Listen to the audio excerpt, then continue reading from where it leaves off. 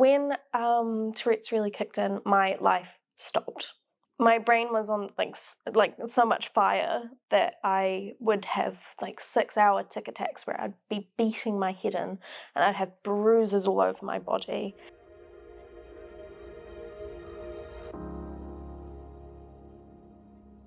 Hi, my name is Charlotte and I am 21 years old and I live with Tourette Syndrome. Tourette's is a disorder that involves involuntary movements and sounds. A tic is something that you cannot control, and it can be movements, sounds, and clicks and all sorts. Think of it like a sneeze. When you feel the need to sneeze, you can't stop it really, and it hurts to stop it often, and sometimes you feel a sneeze coming on, sometimes you don't. Very similar to tics. And also you tend to have different tics all the time. You have new ones come on, old ones leave. They fluctuate, so some weeks or years you can have lots and lots of tics and it'd be very common to tic, and then some weeks or years you can have minimal tics. I first realised I had Tourette's, we believe it came on from trauma, from being diagnosed with type 1 diabetes at 15 years old. So I was very close to death. My HbA1cs were 153, which is off the charts. Normal people are under 30, and mine was 153, but it really hit hard after that, and I believe I was diagnosed at 16 with Tourette Syndrome. When Tourette's really kicked in, my life stopped. My brain was on like so much fire that I would have like 6-hour tic attacks where I'd be beating my head in and I'd have bruises all over my body. And that meant I then couldn't really go to high school anymore. So I didn't manage to finish high school. I couldn't live life like that. Like when you are like punching yourself for hours and hours every single day. And we would try to find relief anywhere. I was put on some hardcore antipsychotics and such, and nothing helped. At 15 or 16, I was told, wait until you're 21 and we'll see how you are then. And I was like, that's 5 years? 5 years of doing this. What do you mean wait until I'm 21? I don't think I'm going to make it then, but I'm 21 now, so like that was really a bittersweet birthday because I was like, shit, I did make it.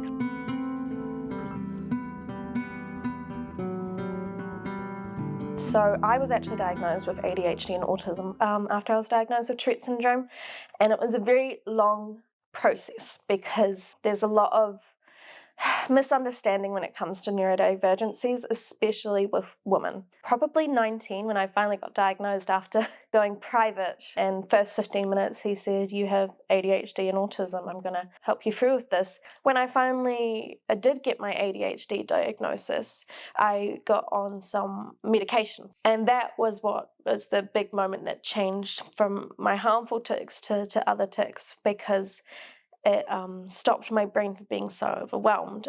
My seizures, the seizure-like overwhelm, stopped completely then, and I have not had one since. One of the things about Tourette's that I think people don't understand is coprolalia, especially, is the swearing tic and such. A lot of people think of Tourette's and think of, swearing or inappropriate gestures, but it's only about 10% of people with Tourette syndrome that have that. I wish there was more understanding of it's not something fun to have.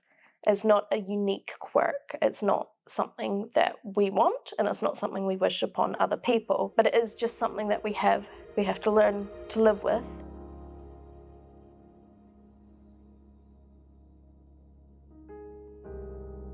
Well, I've always been very artsy and crafty, but I got into it a lot more when Tourette's got back because it was so helpful and calming. And it's a creativity outlet, and now I actually sell at events like Armageddon and the Big Gay Out. I try all sorts of mediums to keep my brain entertained. This is beads, but in a little beaded spider web. So this piece, I love crochet. I crocheted my top.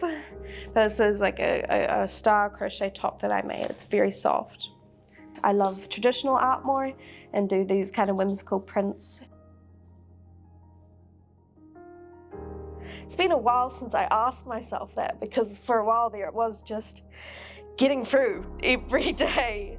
But I guess my hopes and dreams they've changed a lot since when I was younger. I found so much joy in helping people. I run a queer youth group. Not only do I bring a lot of awareness with that, but I also bring awareness with disabilities, and being queer and different disabilities, it's very common for them to cross over, and I found that my knowledge of tics and other conditions has really helped a lot of youth, because I have a lot of people come to my group with tics and it's just normalized, as well as being able to speak at big organisations and such. The Rainbow Police Hui I got to speak at, which had some of the top police officers in New Zealand.